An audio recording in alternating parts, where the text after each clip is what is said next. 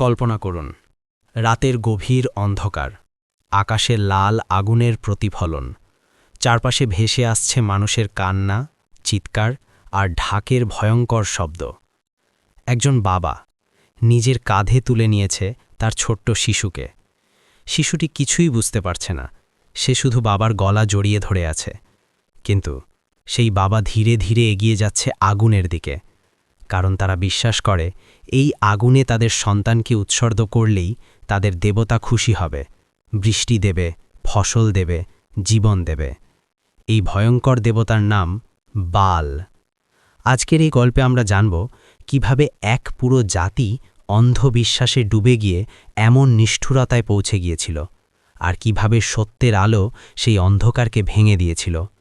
গল্প আগুনের দেবতা ও অন্ধবিশ্বাস।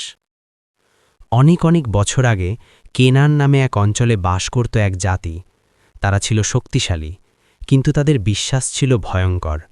তাদের সবচেয়ে বড় দেবতা ছিল বাল। তারা বিশ্বাস করত বালই বৃষ্টি দেয়, বজ্রপাত ঘটায়, ফসল ফলায়। আর যদি বাল রেগে যায় তাহলে খরা, দুর্ভিক্ষ আর মৃত্যু নেমে আসে। এই ভয় থেকেই জন্ম নেয় এক ভয়ঙ্কর প্রথা, আগুনের বেদি। গ্রামের মাঝখানে ছিল এক বিশাল মন্দির। সেখানে দাঁড়িয়ে থাকত বালের এক বিশাল মূর্তি, লোহা দিয়ে তৈরি, মুখে ভয়ঙ্কর হাসি, আর তার বুকের সামনে ছিল এক ফাঁকা জায়গা। মূর্তির নিচে জ্বলত আগুন। পুরোহিতরা বলত, যদি তোমরা তোমাদের সবচেয়ে প্রিয় জিনিস উৎসর্গ করো, বাল খুশি হবে। আর সবচেয়ে প্রিয় বলতে তারা বুঝাত নিজের সন্তান। এক বাবার পরীক্ষা। সেই গ্রামে ছিল এক মানুষ, তার নাম ছিল হামিদ, কল্পিত চরিত্র। তার একটি ছোট ছেলে ছিল, ইয়াসিন।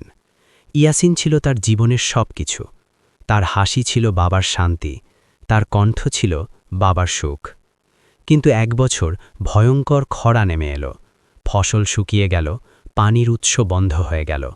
মানুষ বলতে শুরু করল, বাল রেগে গেছে। পুরোহিতরা ঘোষণা দিল, এবার বড় উৎসর্গ দিতে হবে।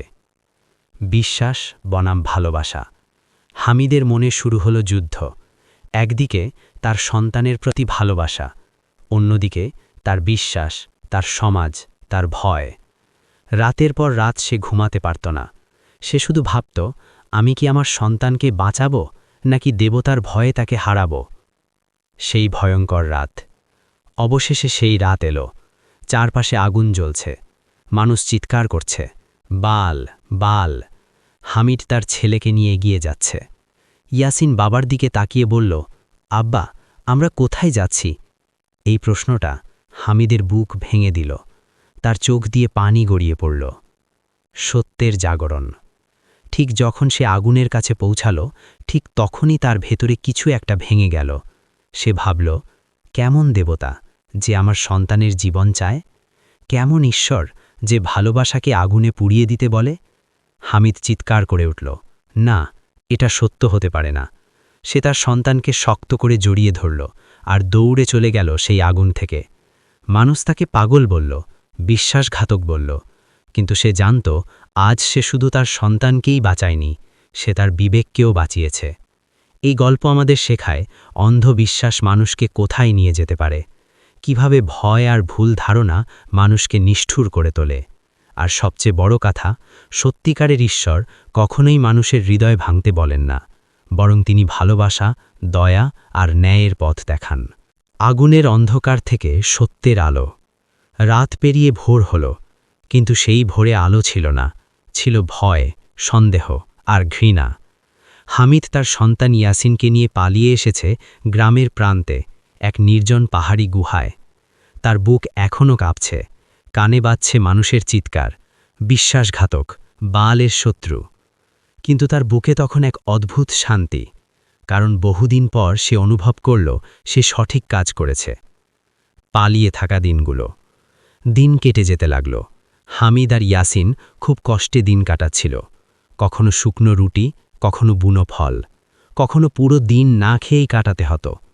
ইয়াসিন একদিন জিজ্ঞেস করল, আব্বা, আমরা কি ভুল করেছি? এই প্রশ্নে হামিদের বুক কেঁপে উঠল। সে ছেলেকে কাছে টেনে নিয়ে বলল, না বাবা, আমরা ভুল করিনি। ভুল ছিল সেই আগুন, ভুল ছিল সেই বিশ্বাস। গ্রামে শুরু হলো বিপর্যয়। অন্যদিকে গ্রামে পরিস্থিতি আরও খারাপ হতে লাগল। মানুষ ভেবেছিল বড় উৎসর্গ দিলে বৃষ্টি নামবে, কিন্তু হলো তার উল্টো। আকাশ আরও কঠিন হয়ে গেল, মাটি ফেটে চৌচির। মানুষের চোখে শুধু হতাশা। তারা আবার বালের মন্দিরে জড়ো হল। আরও উৎসর্গ, আরও আগুন, কিন্তু আকাশ নীরবই রইল। সত্যের দূত। একদিন হামিদ পাহাড়ের পাশ দিয়ে হাঁটছিল। হঠাৎ সে দেখল একজন বৃদ্ধ মানুষ দাঁড়িয়ে আছেন। তার চোখে ছিল অদ্ভুত শান্তি, মুখে আলো। তিনি বললেন, তুমি পালিয়ে এসেছ, কিন্তু সত্য থেকে নয়, মিথ্যা থেকে। হামিদ অবাক হয়ে বলল, আপনি কে? বৃদ্ধ মৃদু হেসে বললেন, আমি শুধু একজন পথপ্রদর্শক, যে মানুষকে মনে করিয়ে দেয় সত্যিকারের স্রষ্টা কখনোই মানুষের জীবন চান না, তিনি চান মানুষের হৃদয়।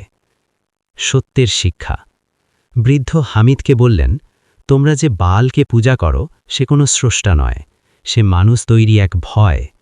সত্যিকারের প্রভু, তিনি আকাশের মালিক, তিনি বৃষ্টি দেন, তিনিই জীবন দেন, আর তিনি কখনোই নিষ্ঠুরতা চান না।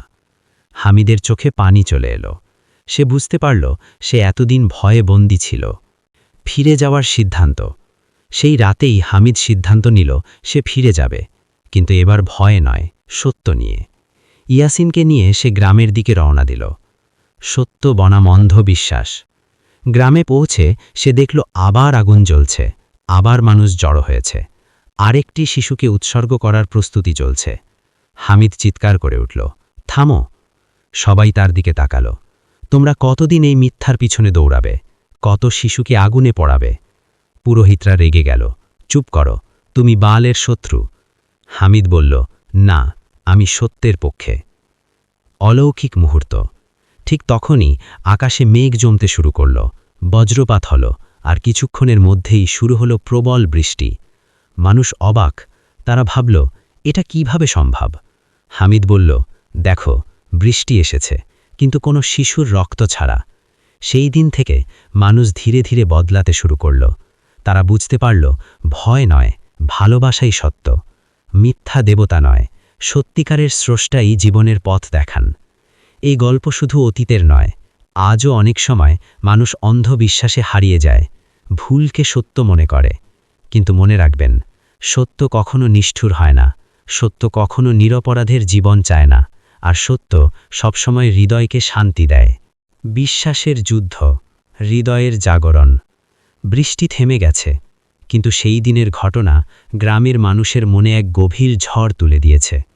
আগে তারা ভাবত বৃষ্টি আসে বালের খুশিতে, কিন্তু এবার কোনো বলি ছাড়াই আকাশ খুলে গেছে। মানুষের ভেতরে প্রশ্ন জন্ম নিতে শুরু করল, তাহলে আমরা এতদিন কি করছিলাম? মন্দিরের ভিতরে পুরোহিতরা জড়ো হল। তাদের চোখে ছিল ভয়, কারণ তারা বুঝে গেছে যদি মানুষ সত্য জেনে যায় তাহলে তাদের ক্ষমতা শেষ। একজন বলল, হামিদকে থামাতে হবে, না হলে সব শেষ। অন্যজন বলল, মানুষকে আবার ভয় দেখাও, বলো বাল আরও রেগে গেছে। তারা সিদ্ধান্ত নিল হামিদকে শাস্তি দিতে হবে, যাতে কেউ আর তার মতো সাহস না পায়। মানুষের বিভক্তি। গ্রাম দুই ভাগে ভাগ হয়ে গেল। একদল বলল, হামিদ ঠিক বলছে, আমরা ভুল করেছি। আরেক দল এখনও ভয়ে বন্দী, না, বালকে রাগানো যাবে না।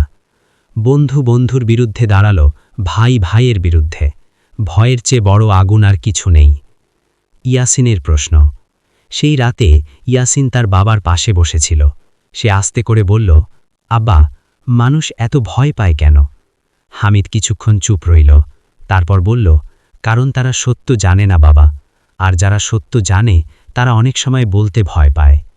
ইয়াসিন আবার বলল, তুমি কি ভয় পাও না? হামিদ মৃদু হেসে বলল, পাই, কিন্তু তোমাকে হারানোর চেয়ে বড় আর কোনো ভয় নেই। বিচার দিবস। পরের দিন পুরোহিতরা ঘোষণা দিল হামিদের বিচার হবে। পুরো গ্রাম জড়ো হল। হামিদকে মাঝখানে দাঁড় করানো হলো, তার পাশে ছোট্ট ইয়াসিন। পুরোহিত চিৎকার করে বলল, এই মানুষ বালকে অস্বীকার করেছে, এটা বড় অপরাধ, তাকে আগুনে নিক্ষেপ করা হবে। মানুষের মধ্যে ফিসফাস শুরু হলো, কেউ কাঁদছে, কেউ চুপ। শেষ সত্যের আহ্বান। হামিদ আকাশের দিকে তাকালো, তারপর মানুষের দিকে তাকিয়ে বলল, আমি জানি তোমরা আমাকে মারতে চাও, কিন্তু যাওয়ার আগে একটা প্রশ্নের উত্তর দাও। যে দেবতা নিজের সৃষ্টি করা শিশুদের আগুনে পুড়াতে বলে, সে কি সত্যিই দয়ালু? চারপাশে নীরবতা নেমে এলো, কেউ কোনো উত্তর দিতে পারল না।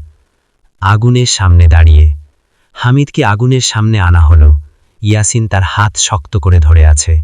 হামিদ চোখ বন্ধ করে বলল, হে সত্যিকারের প্রভু, যদি তুমি থাকো তাহলে আজ সত্যকে রক্ষা করো। অলৌকিক পরিবর্তন। হঠাৎ একটি প্রবল বাতাস বয়ে গেল। আগুন হঠাৎ নিভে যেতে শুরু করল। আকাশ কালো হয়ে গেল। বজ্রপাত হল। মানুষ ভয়ে পিছিয়ে গেল। পুরোহিতরা আতঙ্কিত। এটা তারা কখনো দেখেনি। মানুষের জাগরণ। একজন বৃদ্ধ সামনে এগিয়ে এলো। সে কাপা কণ্ঠে বলল, আমরা ভুল করেছি। আরেকজন বলল, আমরা আমাদের সন্তানদের হারিয়েছি মিথ্যা